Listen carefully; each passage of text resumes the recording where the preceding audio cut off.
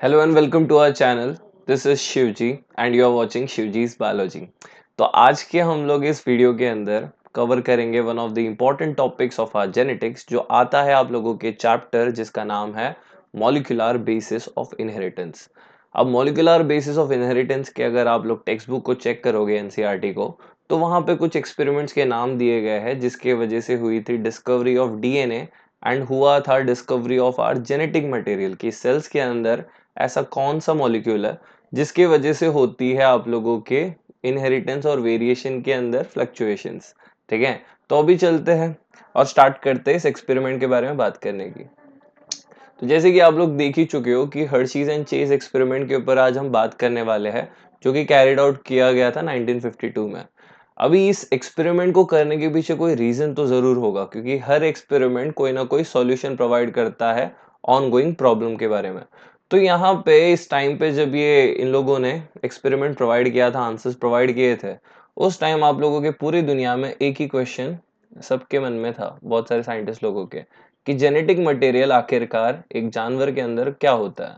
तो बहुत सारे जो साइंटिस्ट थे वो सपोर्ट कर रहे थे डीएनए को और उनमें से आधे सपोर्ट कर रहे थे प्रोटीन को। तो बेसिकली आप लोगों की जो साइंटिफिक कम्युनिटी थी वो डिवाइड हो चुकी थी इनटू टू, कि डीएनए सपोर्टर्स थे, बाकी सारे प्रोटीन सपोर्टर्स थे। तो उसी के डिबेट को सॉल्यूशन देने आ गया आप लोगों के हर्शी चेज एक्सपेरिमेंट, जिसे एक और नाम दिया गया है ट्रांसडक्शन प्रिंसिपल। अब इसे ट्रांसडक्शन क्यों कहा गया है आप लोगों को ये भी बताऊंगा मैं थोड़ी देर में। ठीक है, चलिए स्टार्ट करते हैं। तो जैसे कि अगर आप लोग अपने एनसीईआरटी को चेक करो तो उसके अंदर कुछ सीरीज ऑफ एक्सपेरिमेंट्स है और ये एक्सपेरिमेंट की शुरुआत की थी आप लोगों की ग्रिफिथ ने। ठीक है, ग्रिफिथ ने दिया था अपनी तरफ से ट्रांसफॉर्मिंग प्रिंसिपल। इस प्रिंसिपल के अंदर कुछ बैक्टीरियाज थे जिनके अंदर से चीजें ट्रांसफर हो रही थी दूसरे बैक्टीरिया के अंदर। ठीक है, इस बेसिस के ऊपर इन्होंने समझा कि भाई एक बैक्टीरिया दूसरे बैक्टीरिया को कुछ तो चीजें दे सकता है, बट इन्हें ये नहीं पता थी कि भाई वो क्या शेयर हो रहा था। तो इन्होंने बोल दिया कि भाई एक बैक्टीरिया से दूसरे बैक्टीरिया में कुछ तो शेयर हो रहा है जिसकी वजह से इनकी प्रॉपर्टीज एक्सचेंज हो रही है। बट इन्होंने ये नहीं बताया कि वो डीएनए है, आरएनए है या फिर प्रोटीन है, क्योंकि उन्हें खुद पता ही नहीं था। ठीक है, क्योंकि उन्होंने बायोकेमिकल एनालिसिस नहीं की थी। तो इसी बेसिस पे इसको पढ़ा इन्होंने, लोगों ने सुना और कुछ साइंटिस्ट लोगों ने इसको तो एप्लीकेशन में ला दिया कि जैसे ही इन्हें पता चला कि बायोकेमिकल प्रॉपर्टी ही नहीं पता Griffiths principle of transforming principle के बारे में, एवरी मैक्लियोड और मैकार्टी ने अपने एक्सपेरिमेंट को इसी तरीके से स्ट्रेटेजाइज किया और वहां पे प्रूफ कर दिया कि आप लोगों का डीएनए होता है जेनेटिक मटेरियल। बट बहुत सारे आप लोगों के साइंटिस्ट ने और बहुत सारे इंस्टीट्यूट ने इनके काम को वैलिड नहीं माना, इनको अप्रूवल नहीं दी और रिकग्निशन नहीं मिलने की वजह से काफी समय बीत गया। ठीक है, एंड फिर कुछ सालों के बाद में आप लोगों के हर्शीज एंड चेज ने अपना एक्सपेरिमेंट सामने लेके आया जिसकी वजह से इसका सॉल्यूशन तो हो गया कि डीएनए ही आप लोगों का जेनेटिक मटेरियल है और बाकी सारे साइंटिस्ट लोगों को भी उनका क्रेडिट मिला। ठीक है, तो अब मिलते हैं हर्शीज एंड चेज से without any further adieu.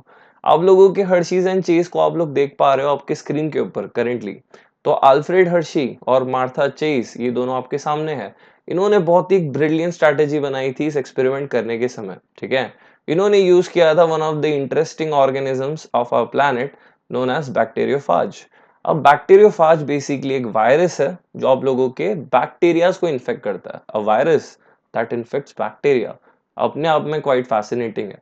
And ऊपर से इनका जो ओवरऑल जो स्ट्रक्चर है वो भी क्वाइट इंटरेस्टिंग हो रखा है। तो बाहर का जो पार्ट है वो आउटर कवरिंग है। ठीक है, जो बन रखा है आप लोगों के प्रोटीन कोट से। ठीक है, तो फर्स्ट थिंग बाहर की जो पूरी बॉडी है वो बनी है प्रोटीन कोट से। एंड दूसरी जो इंपॉर्टेंट चीज है जो अंदर के तरफ है वो है आप लोगों का डीएनए। तो अब इसके राइट हैंड साइड में आप देख ही सकते हो कि हमने लिखा है कि प्रोटीन्स बने हुए रहते हैं अमाइनो एसिड से। आई नो मैं आप लोगों के बायोमोलिक्यूल्स को थोड़ा सा रिवाइज करवा रहा हूँ। बायोमोलिक्यूल्स में आपने पढ़ा था कि प्रोटीन और कुछ अमाइनो एसिड्स के अंदर होता है carbon, hydrogen, oxygen, nitrogen as well as sulphur. तो ये होते हैं आप लोगों के कुछ अमाइनो एसिड के कंस्टिट्यूएंट, मतलब इनसे बना होता है आप लोगों का अमाइनो एसिड। एग्जांपल है सिस्टीन जिसके अंदर सल्फर होता है।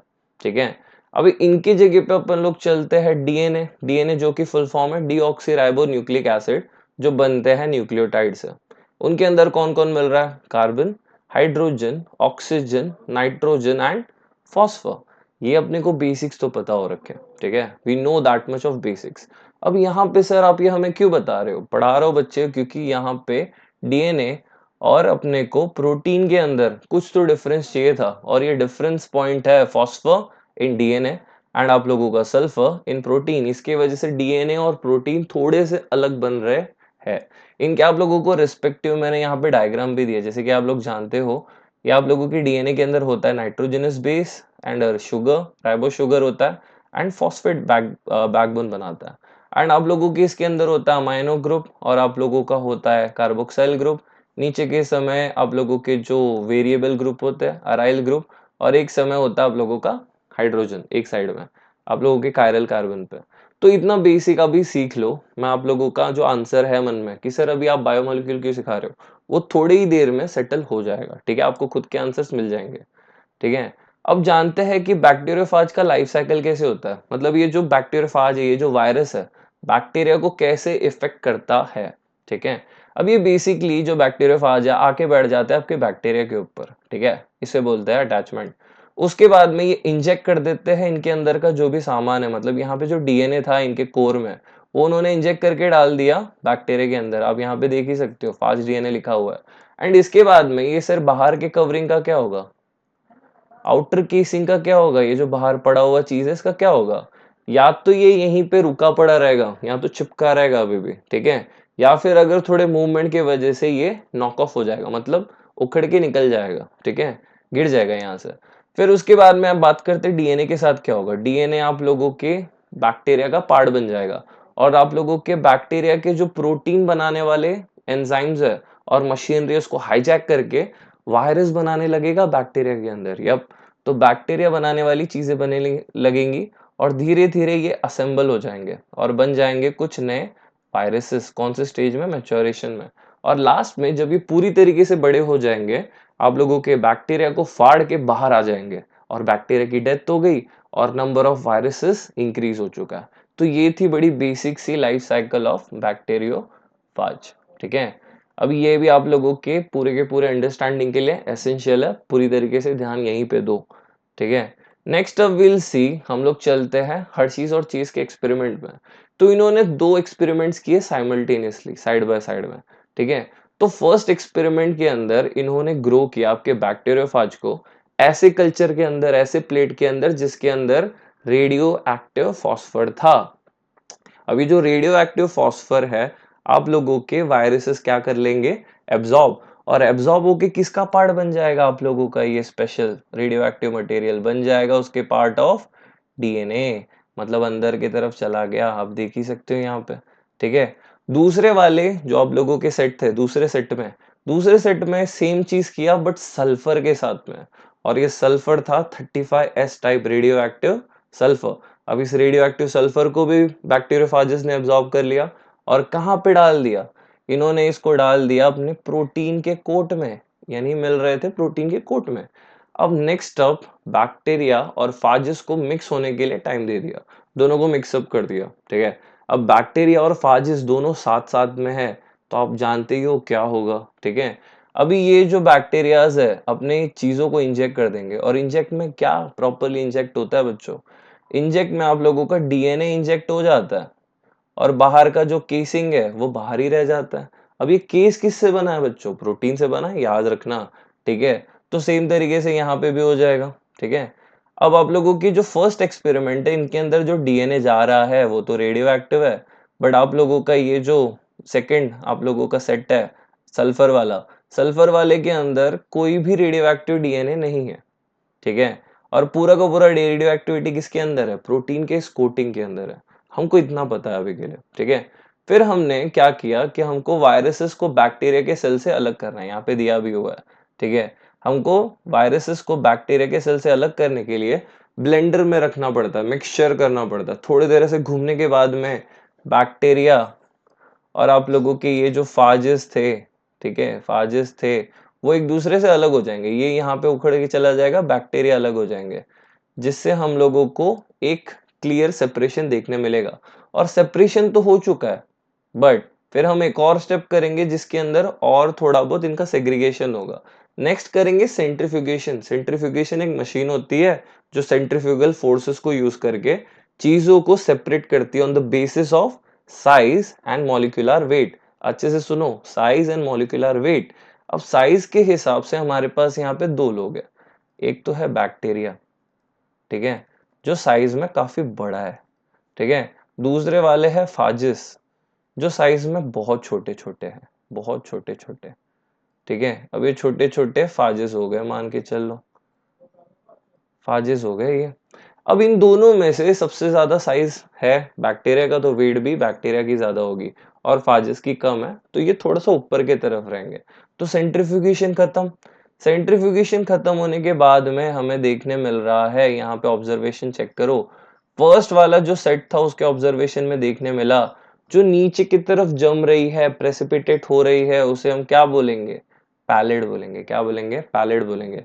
इस पैलेट के अंदर रेडियो एक्टिव प्रॉपर्टीज थी, मतलब आप लोगों के 32 फॉस्फर यहाँ पे थे। तो इसका मतलब ये क्या हो रहा है, यहाँ पे तो चीजें सेटल हो रही है, बैक्टीरिया के अंदर मिल रही है ना, बैक्टीरिया ने इसको अपना लिया है। बट दूसरे वाले सेट के अंदर अपने को पैलेट के अंदर कोई भी रेडियो एक्टिविटी नहीं देखने मिल रही। तो pellet is non radioactive, इसमें कोई रेडियो एक्टिविटी नहीं है।